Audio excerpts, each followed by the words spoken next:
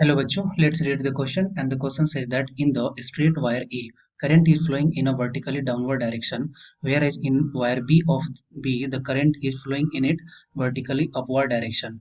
What is the direction of the magnetic field? First one in a wire A, second in a wire B. Name the rule which you have used to get the answer. ठीक है, बात करते हैं. इसमें सबसे important है क्या? की कॉन्सेप्ट. इसमें क्या लगाएंगे? इसमें लगाएंगे मैक्सवेल का right hand thumb rule.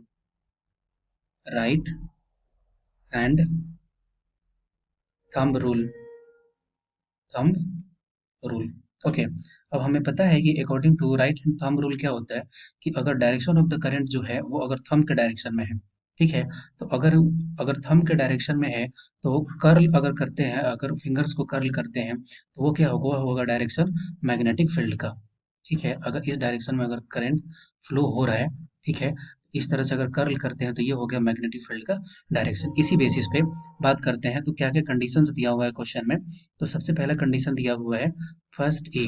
Wire ए है, ठीक है, अगर मान लेते हैं कि कोई एक वायर है और बोल रहा है कि अगर वायर ए में वर्टिकली डाउनवर्ड डायरेक्शन में, इसका मतलब कि करंट का डायरेक्शन क्या है? इस तरह से डाउनवर्ड डायरेक्शन में है, ठीक है, तो हमें यह बताना है कि जो flow of the magnetic field lines का क्या डायरेक्शन होगा, ये हमें क्रिएट करनी बताना है. ठीक है, तो according to right hand thumb rule, अगर अपने थंब को अगर इस करंट के डायरेक्शन में अगर रखते हैं, ठीक है, तो direction of the magnetic field क्या होगा, या फिर कर्ल कैसे करेंगे?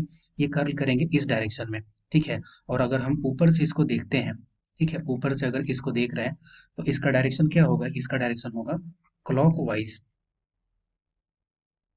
क्लॉकवाइज, ठीक है. सेकंड केस की बात करते हैं. सेकंड केस में बोल रहे हैं कि अगर ये अपवर्ड डायरेक्शन में अगर करंट फ्लो हो रही है, आई फ्लो हो रहा है, ठीक है, तो तब क्या डायरेक्शन होगा? तो इसका रिवर्स कर देते हैं अगर, तो इसका डायरेक्शन हो जाएगा कुछ इस तरह से.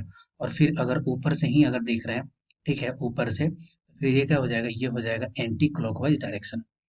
एंटी क्लॉकवाइज डायरेक्शन, ठीक है. और ये कौन से रूल के थ्रू हुआ है? तो ये रूल का नाम क्या है? ये है right hand thumb rule. Right hand thumb rule. Okay, I hope you will understood it well. Best of luck.